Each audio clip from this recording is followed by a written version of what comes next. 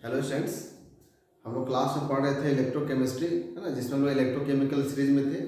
इसका हम लोग एप्लीकेशन पढ़ रहे थे। ठीक है, तो हम लोग दो एप्लीकेशन पढ़ रहे थे, थर्ड एप्लीकेशन में थे। थर्ड हमारा था to predict relative strength of oxidising agent and reducing agent.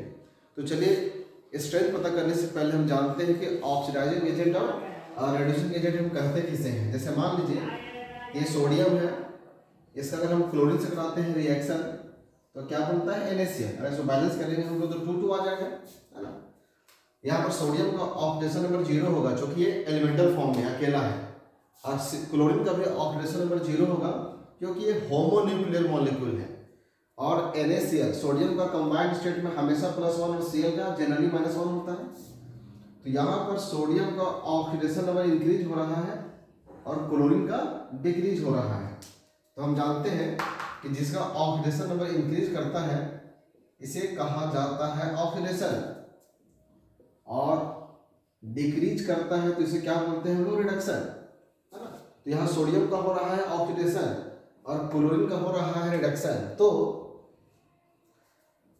Sodium को ऑक्सीडाइज होने में कौन हेल्प कर रहा है, क्लोरीन।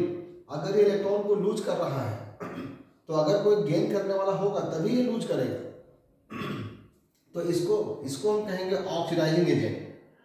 मतलब जिसका रिडक्शन हो रहा है, जो दूसरे पदार्थ को ऑक्सीडाइज होने में हेल्प कर रहा है, उसे हम कहते हैं ऑक्सीडाइजिंग एजेंट।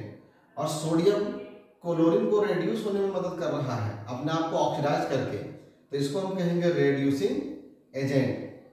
यहाँ से हमको ये पता चल जा रहा है कि जिस स्पीशीज का ऑक्सीडेशन होगा वो रेड्यूसिंग एजेंट है। और हम जानते हैं कि ऑक्सीडेशन के प्रोसेस में इलेक्ट्रॉन का लॉस होता है, तो रेड्यूसिंग एजेंट कैसे स्पीशीज होंगे, इलेक्ट्रॉन डोनर। इलेक्ट्रॉन को डोनेट करने वाले कहलाएंगे रेड्यूसिंग एजेंट। और क्लोरीन का हो रहा है रिडक्शन, और रिडक्शन में इलेक्ट्रॉन का गेन होता है, तो ऑक्सीडाइजिंग एजेंट कैसे स्पीशीज होंगे, इलेक्ट्रॉन एक्सेप्टर। ठीक है, अगर हमको पता रहेगा कौन इलेक्ट्रॉन डोनर है कौन इलेक्ट्रॉन एक्सेप्टर है, तो इलेक्ट्रोकेमिकल सीरीज से हम इसका स्ट्रेंथ बड़े आराम से पता कर सकते हैं, है ना। तो जैसे जैसे इलेक्ट्रॉन डोनेट करने का टेंडेंसी बढ़ेगा, मतलब जो आसानी से इलेक्ट्रॉन को डोनेट करेगा वो स्ट्रॉन्ग रेड्यूसिंग एजेंट होगा, और जो आसानी से इलेक्ट्रॉन को एक्सेप्ट करेगा, गेन करेगा, वो हमारा स्ट्रॉन्ग ऑक्सीडाइजिंग एजेंट होगा।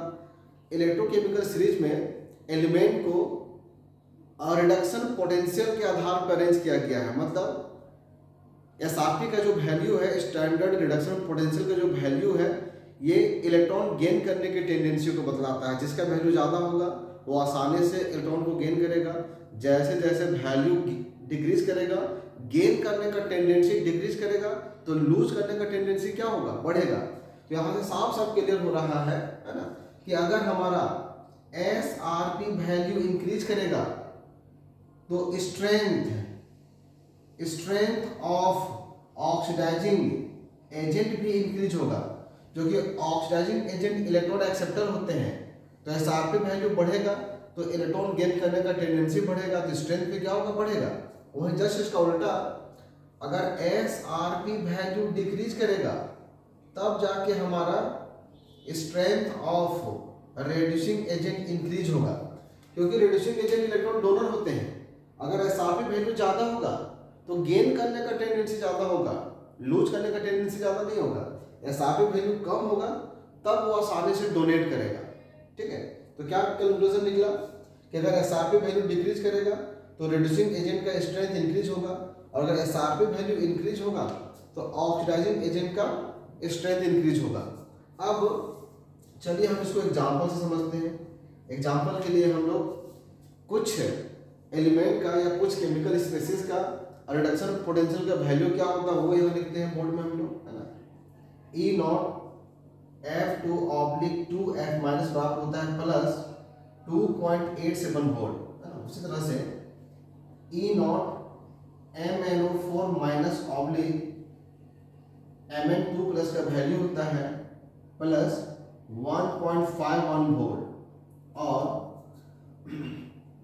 E0 Cr2O7 2- 2 क्रोमियम 3+ का वैल्यू होता है प्लस 1.33 वोल्ट, 1.33 वोल्ट। ठीक है, यहाँ पर एक से और हम लोग को जानना पड़ेगा कि ये हमारा रिडक्शन पोटेंशियल है। ये वैल्यू जो है ये रिड्यूस होने की टेंडेंसी को बतलाता है। अब हमको पहचानना पड़ेगा कि इसमें से ऑक्सीडाइजिंग एजेंट कौन है और रिड्यूसिंग एजेंट कौन है। यहाँ देखिए, है ना, F2 हमारा लेफ्ट हैंड साइड में है और इधर क्या लिखा हुआ है 2F-। चलिए इसको बैलेंस कीजिए। इधर 2 नेगेटिव है तो 2 इलेक्ट्रॉन यहाँ पर ऐड करना पड़ेगा। तो देखिए F2 इलेक्ट्रॉन को गेन करके 2F- बना रहा है, मतलब ये गेन कर रहा है इलेक्ट्रॉन का, मतलब इसका हो रहा है रिडक्शन। तो ये कहलाएगा ऑक्सीडाइजिंग एजेंट। अगर इस इक्वेशन को हम बैक दिशा से देखेंगे तो F- इलेक्ट्रॉन को लूज करके F2 बनेगा, तो ये इलेक्ट्रॉन को लूज करेगा, ये गेन करके इसमें कन्वर्ट होगा, ये लूज करके इसमें कन्वर्ट होगा। तो जब ये इलेक्ट्रॉन को लूज करेगा तो इसका ऑक्सीडेशन होगा और जिसका ऑक्सीडेशन होगा वो रिड्यूसिंग एजेंट। मतलब बच्चों कि यहाँ पर जो लेफ्ट हैंड साइड लिखे हुए हैं वो ऑक्सीडाइजिंग एजेंट है, मतलब ये हमारा है ऑक्सीडाइजिंग एजेंट, है ना। ये हमारा क्या होगा ऑक्सीडाइजिंग एजेंट और ये हमारा होगा ऑक्सीडाइजिंग एजेंट। और जो दाहिने साइड लिखे हुए हैं, है ना, जैसे यहाँ पर F- कहलाएगा रिड्यूसिंग एजेंट, यहाँ Mn2+ कहलाएगा रिड्यूसिंग एजेंट और यहाँ क्रोमियम 3+ कहलाएगा रिड्यूसिंग एजेंट। अब चलिए जरा इनका हम लोग स्ट्रेंथ को अरेंज करते हैं ना, इनके स्ट्रेंथ को हम लोग अरेंज करते हैं। यहाँ लिखते हैं हम लोग strength of oxidising agents decreases as, है ना। हम पहले ऑक्सीडाइजिंग एजेंट को अरेंज करने जा रहे हैं। तो यहाँ देखिए ऑक्सीडाइजिंग एजेंट के बारे में एसआरपी वैल्यू बढ़ेगा तो स्ट्रेंथ भी क्या होगा इंक्रीज करेगा। देखिए इसका एसआरपी वैल्यू सबसे ज्यादा है, ये उससे कम है, ये सबसे कम है। इसका मतलब यहाँ पर क्या हुआ कि F2- सबसे मजबूत ऑक्सीडाइजिंग एजेंट है ना। तो हमको घटते हुए क्रम में लिखना है, तो सबसे पहले हम क्या लिखेंगे F2, इससे कम क्या आएगा मेरा MnO4- और इससे कम क्या आएगा मेरा Cr2O7 तो देखिए हम ऑक्सीडाइजिंग एजेंट का डिक्रीजिंग ऑर्डर लिख ली, मैंने हमको पता चल गया कौन अच्छा ऑक्सीडाइजिंग एजेंट है, कौन उससे खराब है, कौन सबसे खराब है। अगर बच्चों हम लोगों को बोलेगा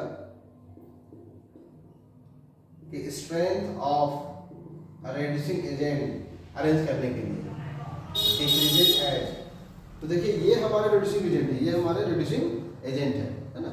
इसके बारे में हम क्या देख रहे हैं एसआरपी वैल्यू घटेगा तो रिड्यूसिंग एजेंट का जो स्ट्रेंथ है वो बढ़ेगा। तो एसआरपी वैल्यू सबसे कम किसका है, इसका, है ना। इसका मतलब ये मेरा क्रोमियम 3+ सबसे स्ट्रॉन्ग और रिड्यूसिंग एजेंट होगा, उससे कमजोर कौन होगा Mn2+ और सबसे खराब कौन होगा यहाँ पर F-। तो इस प्रकार अगर हमको एसआरपी वैल्यू दिया हुआ रहेगा और ऑक्सीडाइजिंग एजेंट और रिड्यूसिंग एजेंट का स्ट्रेंथ अरेंज करने के लिए बोलेगा तो हम अरेंज कर सकते हैं।